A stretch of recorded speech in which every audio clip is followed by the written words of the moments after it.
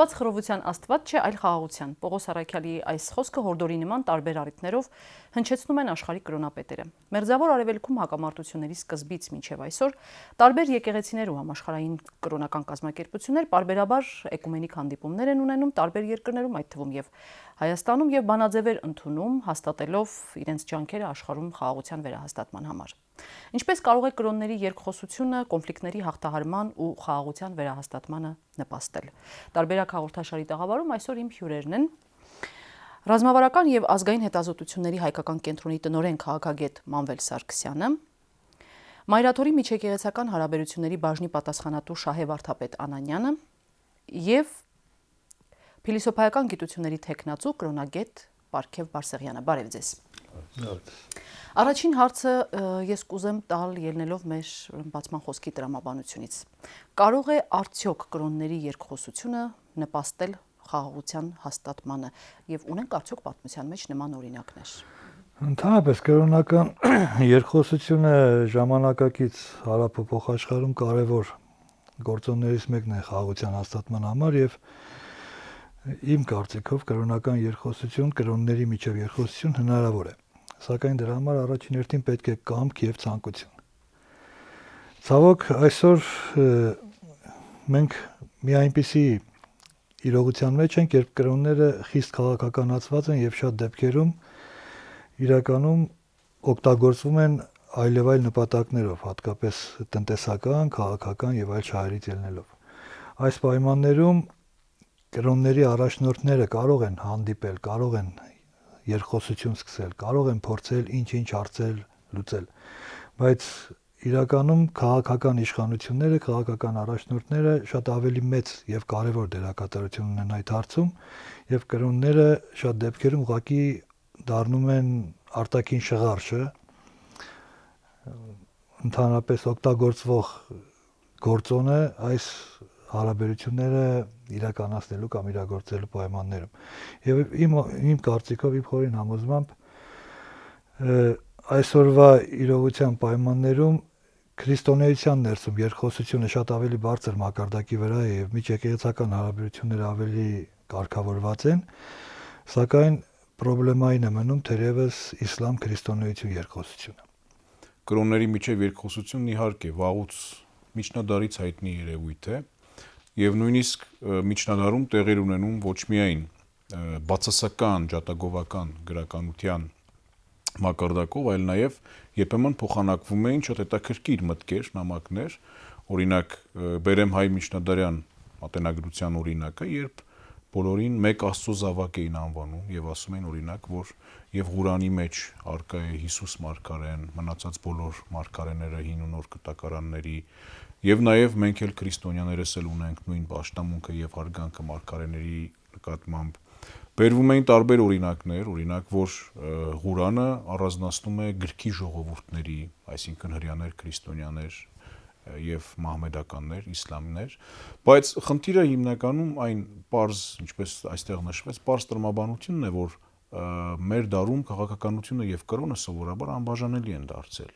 Եվ պատահական չէ, որ դեռևս 90-ականներին, երբ գրվեց նշանավոր քաղաքակրթությունների բախումը, Clash of Civilizations, գիրքը նշանավոր,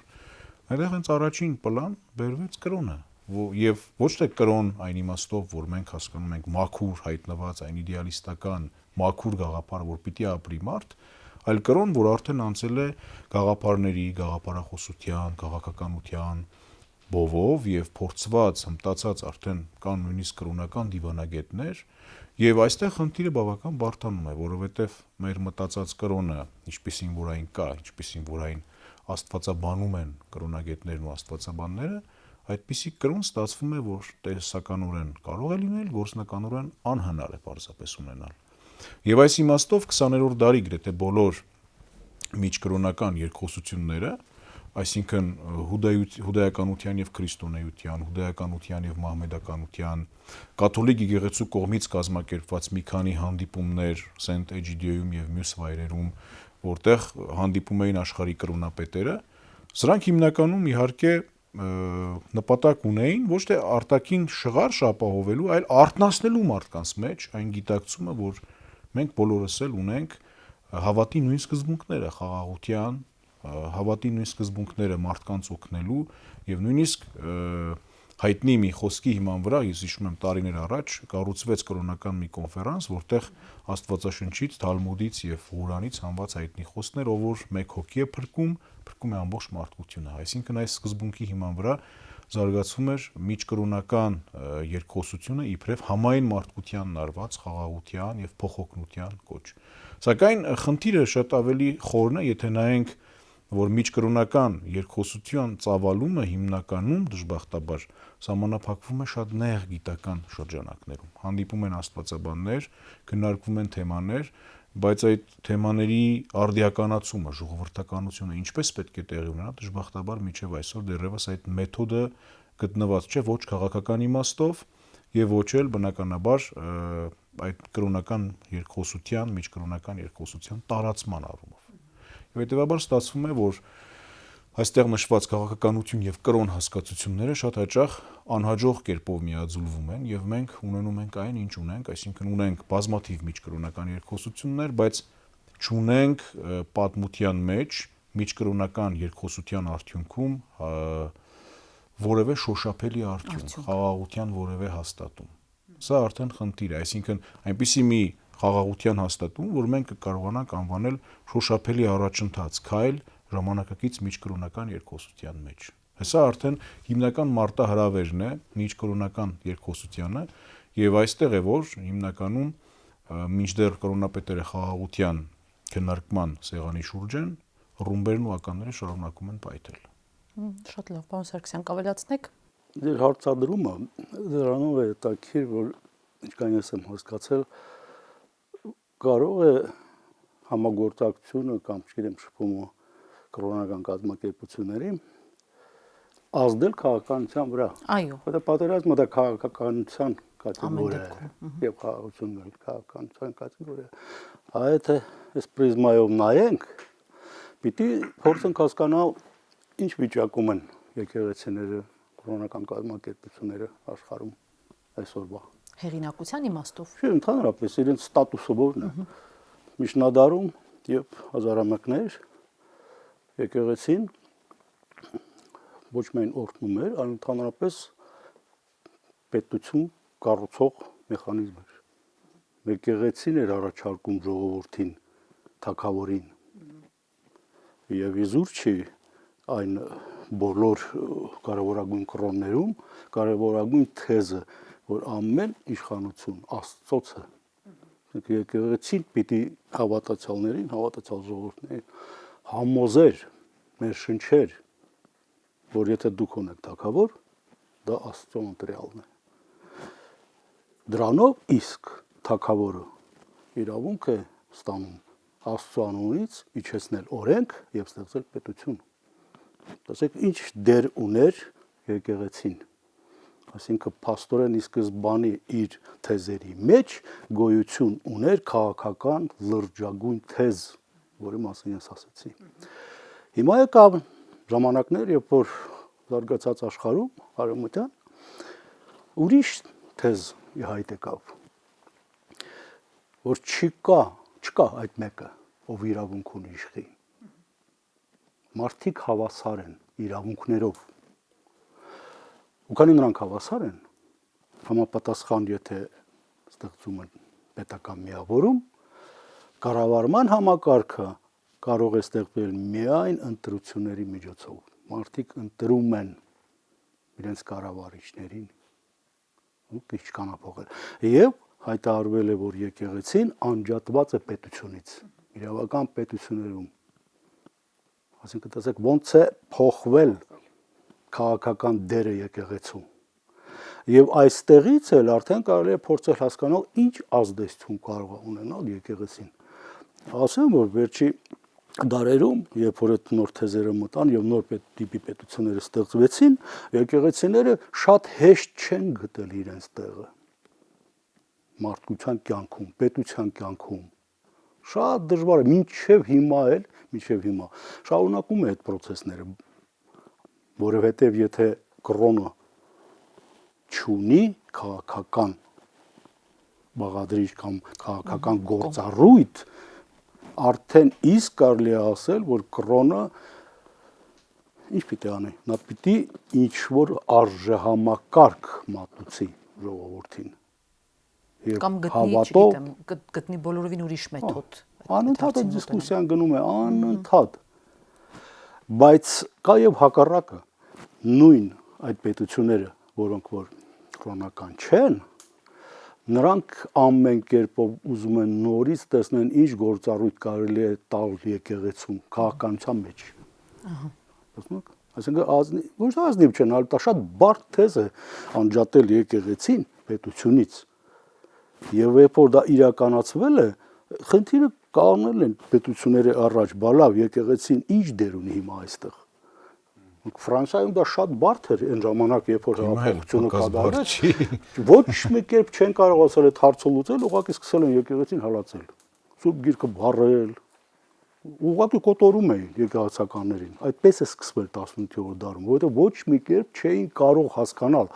Նրանք միայն դա էին տեսնում, որ եթե մենք հավասար ենք, ուրեմն եկեղեցին ժողովրդին խափում է, որ կա թագավոր։ Դրա համար գլխատեցին թագավորին եւ սկսեցին գլխատել եկեղեցականներին։ Հոգեվորականներին։ Եվ մինչև հիմա այն ինչ որ կատարվել է,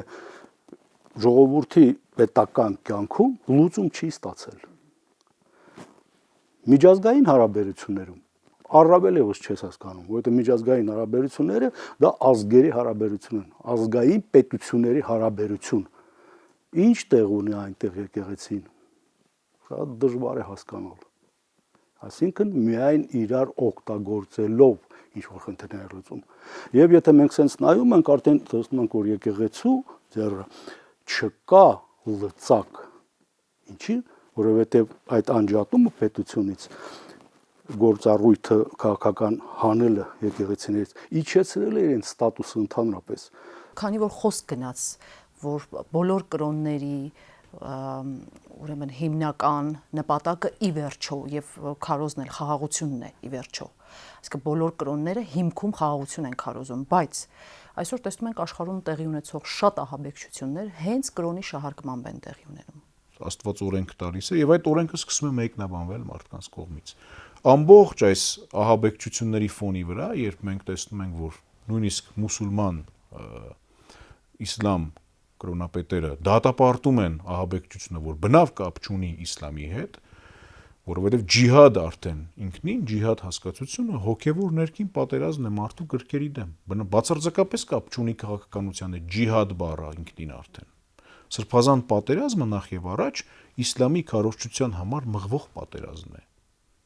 Եվ մյուս կողմն ենք տեսնում, որ այս հոգևոր, խորքային կրոնական մեկնաբանման կողքին մարդիկ Մուհամեդին տեսնում են այլ լույսի տակ, ուխտի վրա նստած, սուրը ձեռքին մի բեդվին, որ ջնջում է ամբողջ քաղաքակրթություններ իսլամի տարածման համար։ Այստեղ կախված է, թե մենք ինչպես ենք մեկնաբանում կրոնական հայտնությունը, նույնը խաչակիրները, չէ՞։ Կոտորել, գնալ խաչակրած արշավանքի այլազգիների կոտորելու եւ ճանապարհին մի հատ մտնենք Կոստանդնուպոլիսն էլ ավերենք, բայց չէ՞ որ քրիստոնեական քաղաքակրթությունն է։ Երբ որ սկզբնական նպատակը բարի էր։ Բարի էր, այսինքն մեկնաբանումից է կախված եւ բնականաբար շատ մարդիկ այս մեկնաբանումը շփոթում են կրոնի հետ, որ բացարձակապես կապ չունի կրոնի բուն էության հետ։ Մարդիկ շատ հաճախ ասենք Ղուրան չգիտեն, ոչ ոք չի խորանում Ղուրանի սկզբունքների, ասենք Ղուրանի քարոզած ուրեմն, հա, արժեքների մեջ չի խորանում եւ մարդիկ տեսնում են սրբազան պատերազմ, ջիհադ, այսինքն առերևույթ ինչ երևում է, մենք դրա հետ գործ ունենք։ Ուրեմն նախսենք նրանից, որ ընդհանուր առմամբ հայր սուրբի ասածի հետ համաձայն եմ, բայց մի քանի նյուանսներ կան, որոնց կուզեի անդրադառնալ։ Առաջին հերթին եղած կրոնները այսօր աշխարհում, թե ազգային, թե համաշխարհային, բոլորն էլ բնույթով բարի են, բոլորն էլ համամարտկային արժեքներ են քարոզում, բոլորն էլ վերջին հաշվով մարդու բարօրությանն ու փրկagorցությանն ուղղված նպատակներ են հետապնդում։ Սակայն կան կրոններ, որոնք բնույթով մի քիչ տարբեր կամ սխալ մեկնաբանությունների առումով ավելի մոտ են ծայրահեղականությանը։ Կան ընկալունակ, այսինքն կան կրոններ, որոնք շատ հեշտությամբ կարելի է շահարկել, կան կրոններ, որոնք երբեք այդ շահարկմանը չեն ենթարկվում։ Օրինակ, երբեք շահարկման չի ենթարկվում։ Օրինակ հինդուիզմը, որ Հնդկաստանում ինչ էլ փորձես անել, ինչպես էլ փորձես ծայրահեղականորեն ներկայացնել, դու առաջին հերթին նախ չգիտես այդ հինդուիզմը իրականում ինչ է իրենից ներկայացնում, որ մի հատ էլ դրա ինչ-ինչ դրույթների վրա փորձես շահարկումներ անել։ Այսինքն, որպես կանոն ավելի հեշտ են շահարկվում եւ ավելի դեպի ծայրահեղականացում տանում միաստվածային դոգմատիկ կրոնները, որոնք որպես կանոն հանդես են գալիս բացարձակ ճշմարտությունների դիրքերից եւ արդեն իսկ ավելի կոնկրետ պայմաններ եւ միջոցներ են ներկայացնում թե հավատացյալներին, թե շրջապատին, թե միջավայրին, այն դեպքում, երբ որ օրինակ արևելյան կրոններ կան, որտեղ հաստատ չկա մեկ ընդհանուր ճշմարտություն, չկա մեկ ճշմարտության տեսքով, դոգմատիկ ուսմունքի տեսքով հանդես եկող գաղափարախոսություն եւ այստեղ նմանատիպ շահարկումներ իհարկե հնարավոր չեն։ Այս առումով, եթե համեմատենք իսլամն ու քրիստոնեությունը, իմ կարծիքով իսլամի տոտալիտար բնույթը ինքնին արդեն որոշակի նախապայմաններ ստեղծում է որոշակի խմբերի, մարդկանց կամ անհատների կողմից բերել ծայրահեղ մեկնաբանությունների կամ մոտեցումների։ Քրիստոնեությունը իր բնույթով շատ ավելի ազատախոհ է, շատ ավելի լայնախոհ, շատ ավելի դժվար այս առումով շահարկվող եւ մտածել, որ իսլամը միայն բարի է, դրա համար միայն կոնկրետ անհատներ կամ խմբեր են, որոնք շահարկում են եւ այսօր հասցնում են այդ ֆունդամենտալ վիճակին, իհարկե այդպես չէ իմ կարծիքով, որովհետեւ իսլամում այնուամենայնիվ կան որոշակի սկզբունքներ, որոնք թույլ են տալիս այդ իրականությանը հասնելուն։ Այսօր իսլամը վերջին հաշվով կենսակերպ է, վարքագիծ է, որը իր հավատացյալների առաջ դնում է կոնկրետ պայմաններ, կոնկրետ միջոցներ եւ պահանջում դրանց իրագործում անկախ նրանից, որ իրականության մեջ է եւ որ քաղաքակրթության մեջ է։ Այսօր նույն Եվրոպան ամենամեծ խնդրի առաջ է կանգնած, որովհետեւ մուսուլմանները գալով Եվրոպա չեն ցանկանում ինտեգրվել։ Նրանց կենսաղավարությունը այնպեսին է, որ իրենք չեն էլ կարող ինտեգրվել։ Առանձին փակամայնք են դառնում։ Ավելին, երբ որ մի քիչ էլ շատանում են, մեծանում են, ավելի ազդեցիկ են դառնում, սկսում են իրենց պահանջները ներկայացնել։ Արդեն նույն ավանդական Եվրոպայի առաջ դնում են այնպիսի պայմաններ, որոնք այդ նույն Եվրոպան պիտի փոխեն։ Եվ այստեղ անխուսափելի է բնականաբար բախումը, որովհետև դարերով ձևավորված արժեքային համակարգին գալիս է փոխարինելու կամ հակադրվելու նոր արժեքային համակարգ։ Իսլամի մասին, որ դուք այդ տոտալիտարիզմը խոսել եք, միակ ճշմարտություն, ես դա եմ ասում, միակ ճշմարտություն կա, իրանցն է։ Դա պատահական չէր կարող լինել տենց։ Ինչու մարդիկ պիտի նման աշխարհընկալում ունենան։ Չէ՞ որ մենք պատմությունը գիտենք եւ այդ թեզը ջիհադի ինքը պրակտիկ նշանակություններ ուներ, որովհետեւ որտեղ ծնվեց ու երբ ծնվեց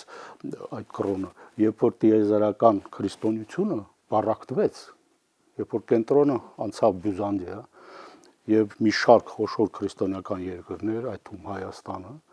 Հայաստան, Սիրիա, Եգիպտոս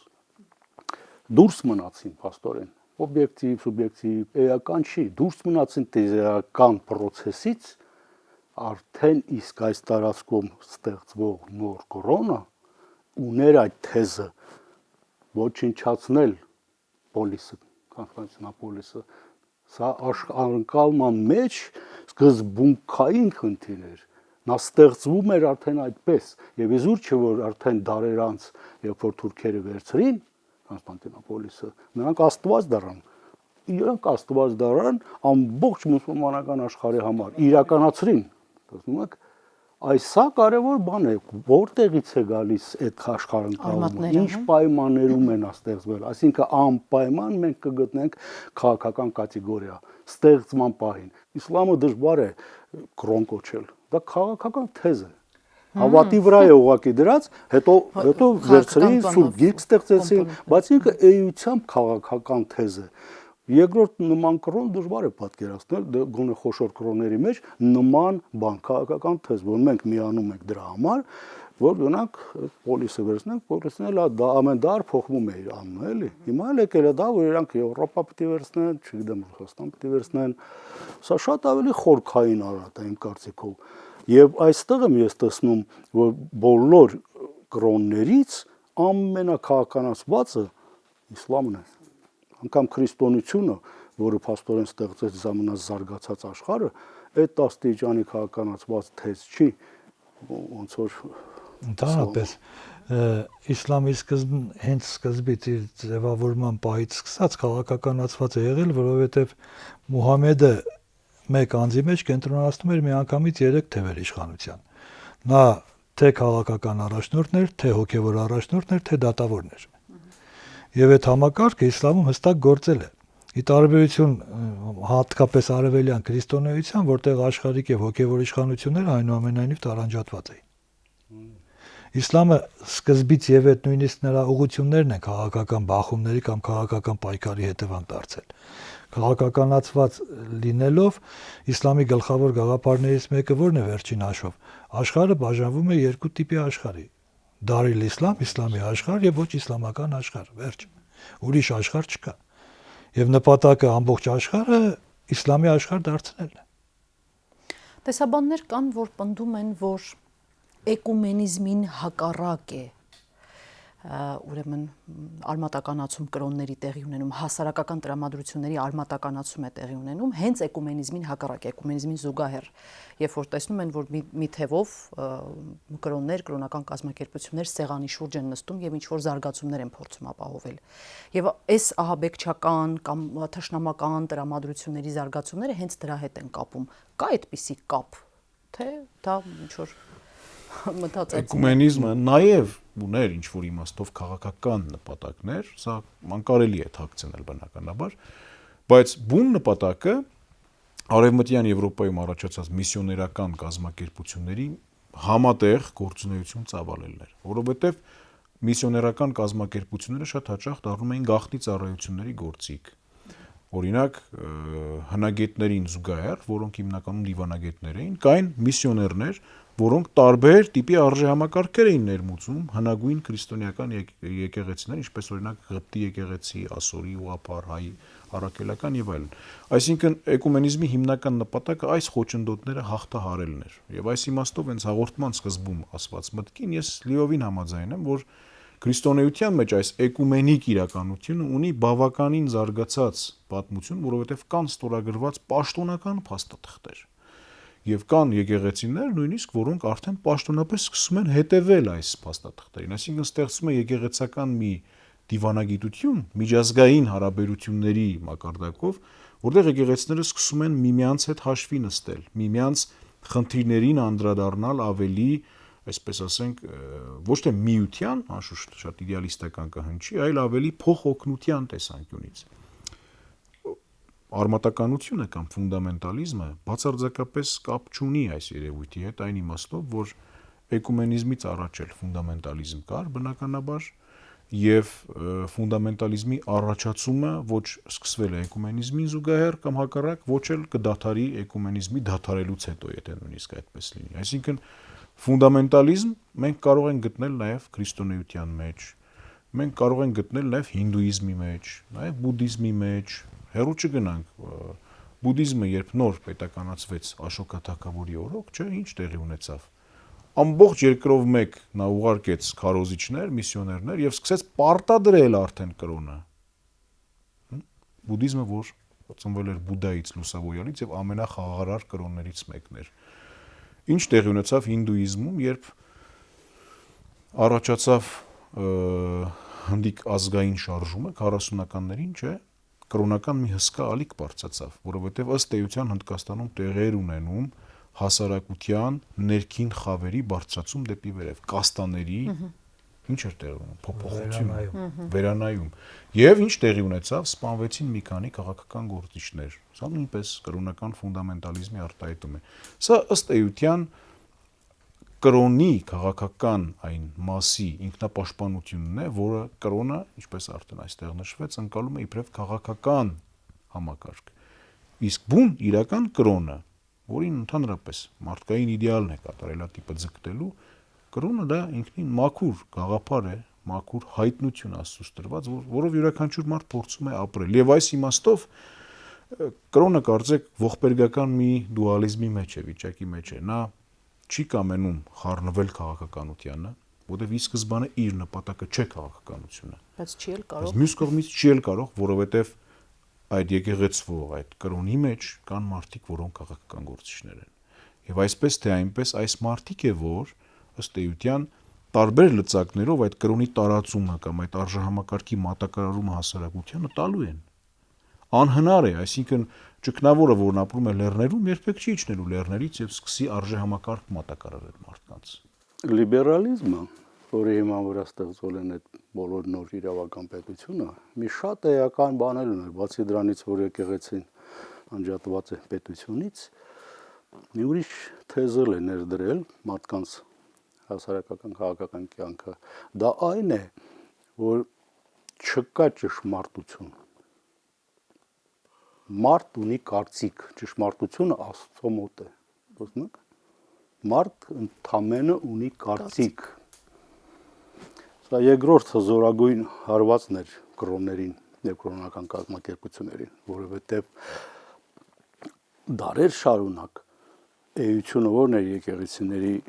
շփման դիսկուսիա, ասենք այսօրվա։ Էությունը հենց վեճն էր ճշմարտության մասին։ Ամեն եկեղեցի պիտի բարբերաբար մնացածներին համոզեր, որ ինքն է ճիշտ։ Ինքը չէ կարող ասի կա 4 ճշմարտություն։ Էլի եկեղեցի է։ Ճշմարտությունը մեկն է։ Ասում եք, այս կարևորագույն ինստիտուտը նույնպես հանվել է մարդկանց հանրային քաղաքական կյանքից։ Եվ դրա հետ միասին ծնվել է խոսքի ազատությունը, որովհետև բոլորի կարծիքը ընդամենը կարծիք են։ Մարդ պիտի կարողանա իր կարծիքը արտահայտի։ Ճշմարտությունը ուրիշ տեղ է։ Ու ամեն մեկը պիտի ինքը փորձի գտնի։ Այ եթե այս աչքով ենք նայում այսօր, ես կարծում եմ շատ դժվար է մարդու համար նման բարդ պայմանին համապատասխանել։ Եվրոպական տարբեր հոսանքներ, ասեք կոնսերվատիզմը, պահպանողականները, այս խնդիրը նույնպես դնում են։ Ասում են ոնց կարելի է թողնել լրիվ մարդուն ճշմարտությունը գտնելու խնդիրը։ Չէ՞ որ մարդկության մեծ մասը ի վիճակի չի դա անի։ Դրա համար այդ գործառույթը պետք է պահպանել։ Բայց լիբերալիզմի ազդեցությունը այսօր երկրագնդի վրա շատ ավելի մեծ է, քան ցանկացած կրոնի։ Ինչու՞, որովհետև մարդու հավասար իրավունքը ճանաչելը, մարդու տալ իրավունքներ պետություն ստեղծելը, իրեն դրսևորելը, դա շատ մեծ արժեք է, որ մարդիկ դրանից հրաժարվեն անուն ուրիշ մոտեցումների։ Գնալով ամբողջ աշխարհում է դա հաստատվում, որովհետև շատ կոնկրետ է մարդու համար։ Դու իրավունք ունես, իրավունքները գրանցված են, դու ընտրում ես, դու ստեղծում ես, դու ճշմարտությունը ընտրի, փնտրի քո համար, ոչ ոք չի գալու քեզ ասի, չի կարող պատահի, որ մարդկությունը նման բանից հրաժարվի։ Եվ ես աստեղ եմ տեսնում այն մեծ բարդությունները, որ դուք դնում եք, ասինքն էկումենիզմը եւ ասեք հակառակը այդ ֆունդամենտալիզմը։ Իրենք հիմքեր ունեն, դա չլուծված այս բարդ վիճակի մեջ, մարդիկ, եթե չունեն կարծիք, իրենք արդեն կարող են միավորվելով այդ ահաբեկչության շուրջ։ Այո, մեջ։ Մեր կարծիքն էլ սա է։ Ես չեմ հավատում, որ իսլամական աշխարհը հավատացյալ է։ Ոչ, չեմ հավատում, նա հավատացյալ չի, նա կեղծ ձևով մարդու իրավունքների գաղափարի յուրացումն է։ Մարդիկ տենց են տեսնում, որ իրավունք կենա, որ ես իրավունք ունեմ բոլորին կոտորեմ, սպանեմ, կանայք ստրկացնեմ, հասկանում եք, որովհետև այդ կրոնի մեջ նման բան չկա մարդու իրավունք։ Իսլամը չի ճանաչում մարդու իրավունք, հասկանում եք, բայց մարդը աշխարհին նայում տեսնում է, բայց ո՞նց է որ ուրիշները ճանաչում են, այդ իրավունքը տալիս են։ Ինչու են այդ մարդիկ։ Իրենք արդեն սկսում են յուրովի նույն բանը մեկնաբանել ու ստեղծվում են այդ բանը։ Դուք հավատում եք թե այդ մարդակերները, որ իսկապես կան ինչ-որ քանակի, մենք միջոց տեսել ենք Չեչնիայում, հիմա ավելի լայն ամենտեղ չէ, հավատացյալ են։ Ինչու են ոչնչացնում կոթողները դարավոր, մշակույթը ինչու են ոչնչացնում։ Ուրեմն ինչ կապ ունի ահաբեկչությունը դրա հետ։ Չէ, ուղղակի ծայրահեղ իսլամիստական մոտեցումներով, պատկերացումներով դրանք համարվում են հեթանոսական մշակույթի նմուշներ, որոնք պիտի կյանք չունենան, որոնք պիտի ոչնչացվեն։ Նույնը արել են թալիբները Աֆղանստանում, նույնը արնում են հիմա Իրաքում եւ Սիրիայում, եւ ծայրահեղ իսլամիզմը ընդհանրապես անհանդուրժողական վերաբերմունք ունի ցանկացած նախաիսլամական մշակույթի հանդեպ։ Մի քիչ հարաբերականորեն ավելի բարվոք վիճակում է քրիստոնեական մշակույթը,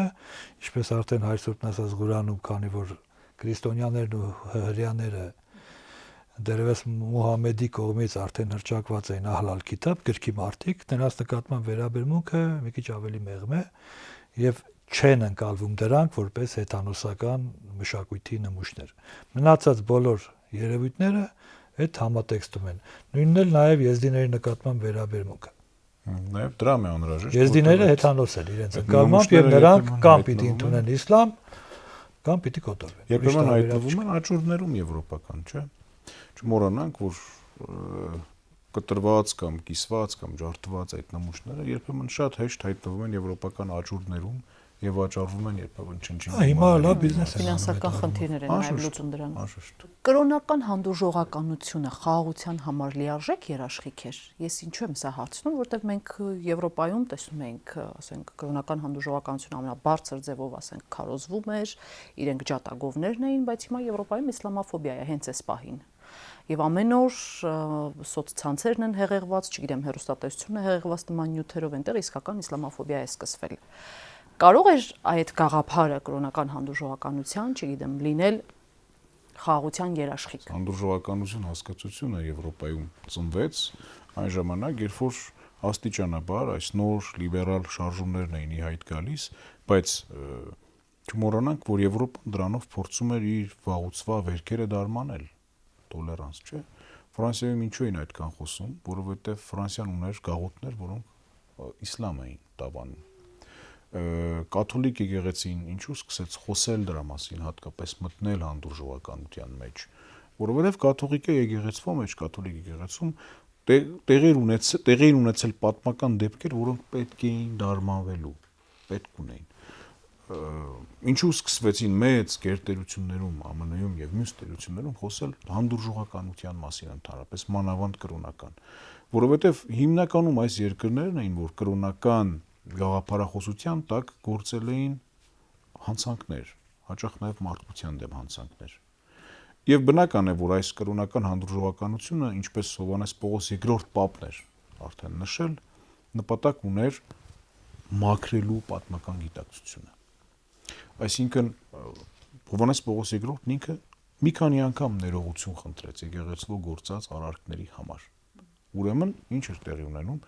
հանդուրժողականությունը, այսինքն դու ոչ միայն պետք է սիրես դիմացինին, որ տարբեր է քեզանից մաշկի գույնով, կրոնով, համոզմունքներով եւ այլն, այլ նաեւ հանդուրժես։ Բայց այսօր Ֆրանսիայում կրոնական կամ այլ երկրներում կրոնական հանդուրժողականությունը շատ հաճախ վերածվում է ծաղրու ծանակի։ Հիմա ես մի դեպք հիշեցի, որ պարզապես ծիծաղելի էր մեզ համար,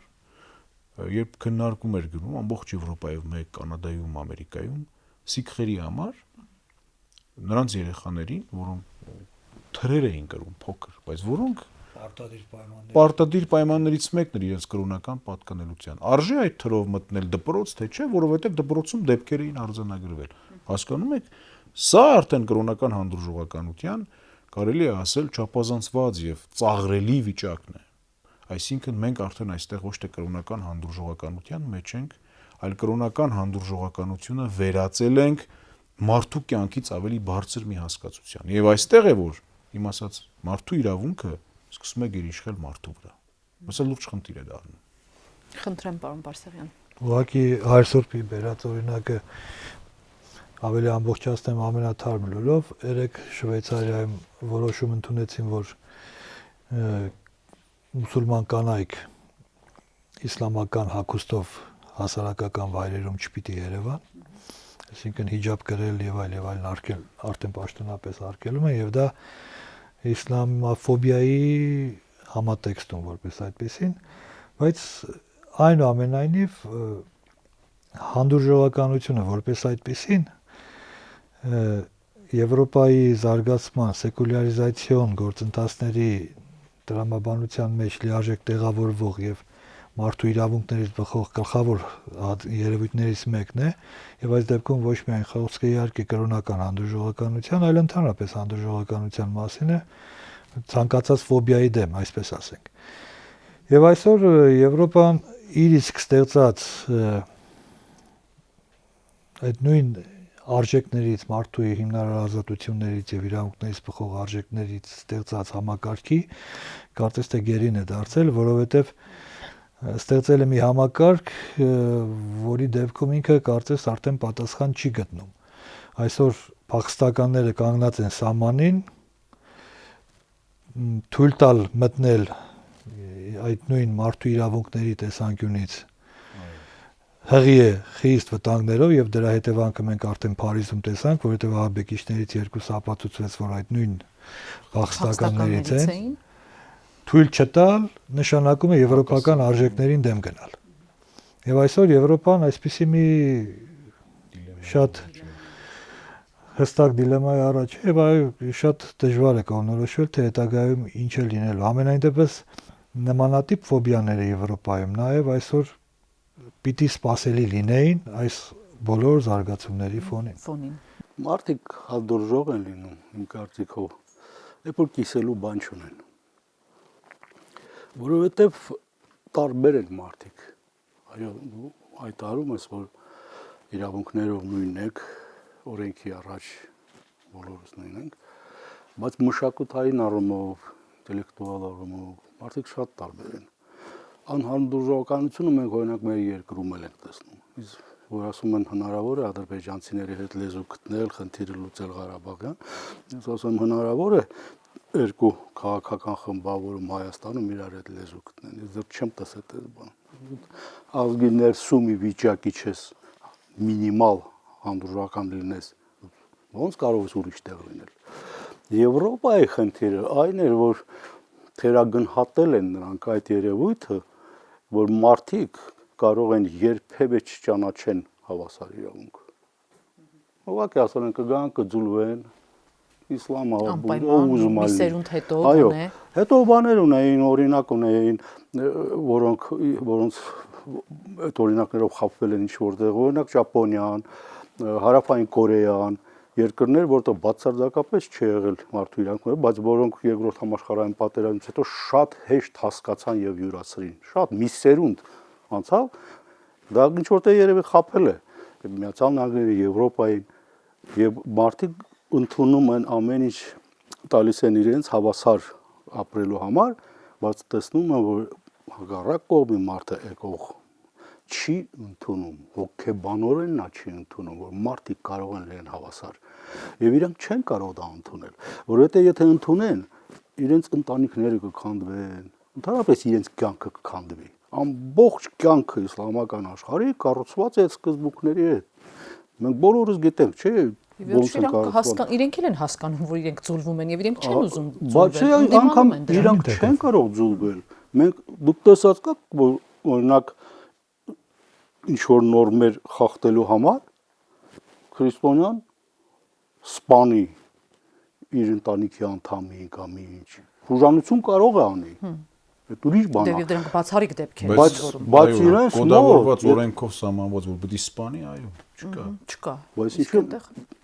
որ կին կարող է հանկարծ փոխի իր կարծիքը։ Կարող խփում սպանում են։ Դες դրա համար հենց սկզբից շեշտեցի տոտալիտար բնույթը իսլամի։ Դրա մասին է խոսքը։ Այսինքն տենց չի որ իրանք չեն հասկանում,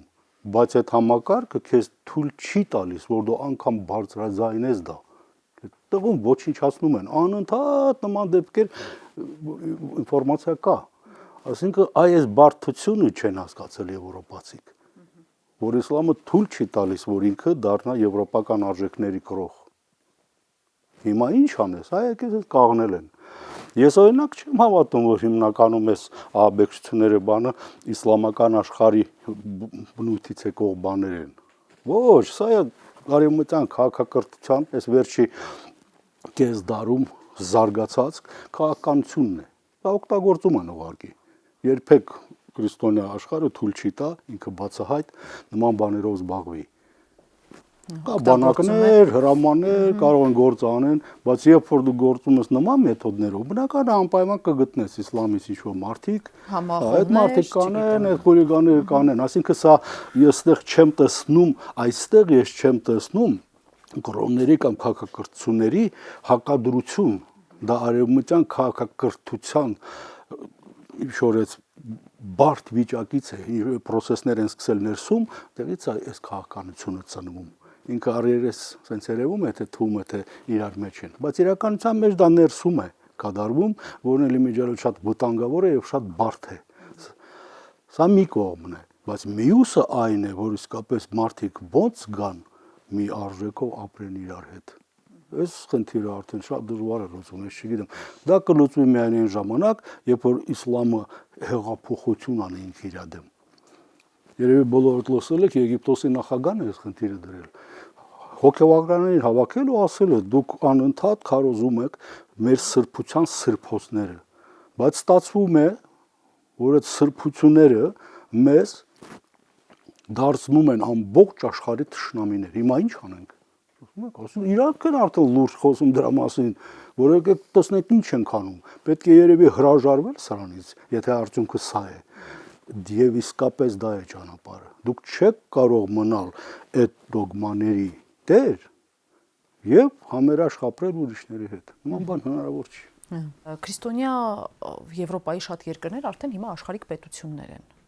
Ավելին նույնիսկ քրիստոնեական արժեքների կրողը չեն։ Վերջերս ես նաև տեսա, թե ինչպես են եկեղեցիները Եվրոպայում վերածվում գիշերային ակումբների, գինետների, այսինքն իրենք կամաց նաև ձերբազատվում են քրիստոնեական, ասենք, տաճարներից։ Հիմա կրոնի բացակայությունը, իսպառ բացակայությունը չի բերի արժեքային այդ վակուումին։ Կրոնի բացակայություն չի կարող աշխարհում լինել։ Ես քիչ առաջ դրա մասին էի խոսում։ Մարդկային գիտակցությունը երբևէ չի կարող ձերբազատվել թեզիսներով մտածելու հատկությունից, այսինքն մենք պետք է ունենանք ելման ինչ-որ մի կետ, որտեղ շոշափելի առարկայական իրական ապացույցներ մեզ պետք չեն։ Մի քիչ առաջ դրա մասին էի խոսում։ Հիմա նայեք, մի 2 ամիս առաջ խոսում էր Ֆրանսիայի մահմեդականների, մուսուլմանների միության նախագահը եւ հարց հնչեցրեց լրագրող, որ եթե Ֆրանսիայում արագ-արագ շատ եկեղեցիներ վերածվում են մզկիթների, հիմա եթե ամբողջ Ֆրանսիայի կաթոլիկ եկեղեցիները դառնան մզկիթներ, ձեզ համար սա անակնկալ չէ, ձեզ համար սա ինչ է, եւ շատ սառնարյուն կերպով պատասխանեց իմամը, թող դառնան, մենք այդտեղ Աստծուն ենք աղոթելու։ Այսինքն, խնդիրը ոչ թե կրոնի բացակայությունն է այսօր աշխարհում, այլ մի կրոնը մյուսով փոխարինելու խնդիրն է։ Պարտադիր չէ, որ կրոնի բացակայությունը մատնանշվի, որ այո, կրոն չկա, եկեք ապրենք ով ինչպես ուզում է, բայց դա նույնպես կրոն է։ Սա նույնպես կրոն է։ Եվրոպայում այսօր ինչ է քարոզվում։ Քարոզվում է, հանել են Աստվածաշունչը, Սուրբ Գիրքը, դրա փոխարեն ինչ կա։ Ինչով է Եվրոպան այսօր առաջնորդվում։ Եվրոպական սահմանադրությամբ։ Հանվել է այն գաղափարը, որ մարդը իծն է, մեղքին տրվող է, իր բնույթով կարող է սխալներ գործել, ընտրության մեջ սխալվել, այս գաղափարը հանվել է, դրվել է հետևյալ գաղափարը. մարդ ազատ է, ամեն մարդ իր ազատ կարծիքն ունի։ Հանվել է այն գաղափարը, որ մարդ պետք է ապրի նաև հասարակության, հայրենիքի համար, ազգի համար, չէ, հանվել է սա, եւ հետևյալն է ձևակերպում. մարդ պիտի ապրի հանրության մեջ, բերելով իր անհատական, սեփական եսը, իր կարծիքը։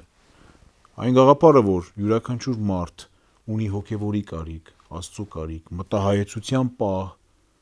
բարիքին նախապատրաստվելու պահ, հանվել է եւ վերվել է վիկենդներին լավ գնալ, հանգստանալու, ուրախանալու, չէ՞։ Ինչպիսի արժեքային վակուում, այս է խնդիրը։ Ինչ ենք մենք հասկանում արժեք ասելով, այս է խնդիրը։ Մենք այս հարցը կարող ենք քննարկել այստեղ, Հայաստանում, որտեղ մենք հասկանում ենք դեռևս, որ ազգային քրիստոնեական արժեքների կրող ենք, բայց Եվրոպայում երբ դուք ասեք արժեք, արժեքը շատ լայն ու հարաբերական հարց է։ Եվրոպայում ձևավորվել է մի հասարակություն, որը արդեն չի ապրում կրոնական արժեքներով, որովհետև ժամանակակից զարգացած աշխարհում, անավանդ 21-րդ դարում, երբ նրան առաջարկվում են ամենատարբեր արժեքներ, թեկուզ եւ կեղծ երբեմն, եւ մանավանդ զբաղվածությունը, անընդհատ շարժունությունը եւ այլն, նրան բերում են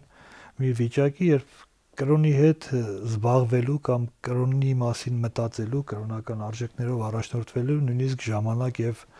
ինչ որտեղ ցանկություն չկա։ Փոփոխվող աշխարհում հենց աշխարհընկալման փոփոխության արդյունք է, որ մենք մեզ հարցեր ենք տալիս, բայց հետո տեսնում ենք, որ անգամ 4 հոգի նստած ենք, նույն կրոն երևույթի տակ տարբեր բաներ ենք հասկանում։ Համար ասենք գիտական իզուր չի որ գիտությունն է առաջ գնացել, գիտությունը ասելա շատ սուբյեկտիվ է մարդու կարծիքը ցանկացած, դրա համար սկզբից կոնկրետ խոսում ենք, ինչ ենք հասկանում եկեղեցի ասելով, կրոն ասած, ամեն ինչը սկզբից պայմանավորվում են, ու դրա մեջ արդեն խոսում են, ուրիշ ձև չկա։ Այդ ինստիտուտները իհարկե փոխվելու են, դա հնարավոր չի։ Պետական ինստիտուտները փոխարինում են նրան։ Կարող է լրիվ ուրիշ բան լինի։ Մոտեցումներն են փոխվում։ Իրականության մեջ ինստիտուտների ստեղծման եւ ինստիտուտների վերացման process է։ Մարդու գիտակցության մեջ եւ մարդկային հարաբերությունների մեջ։ Թե ինչով կփոխարինվի, դա էլ ժամանակը ցույց կտա։ Շատ լավ, ես շնորհակալություն եմ հայտնում մեր հրավերը ընդունելու եւ հաղորդմանը մասնակցելու հետաքրքիր քննարկման համար։ Մենք խոսում էինք կրոնների երկխոսության մասին եւ այն մասին, թե ինչպես կարող է կրոնների երկխոսությունը նպաստել խաղաղության վերահաստատման աշխարհում։ Դուք դիտում եք տարբերակ հաղորդաշարի հերթական հաղորդումը։ Կհանդիպենք։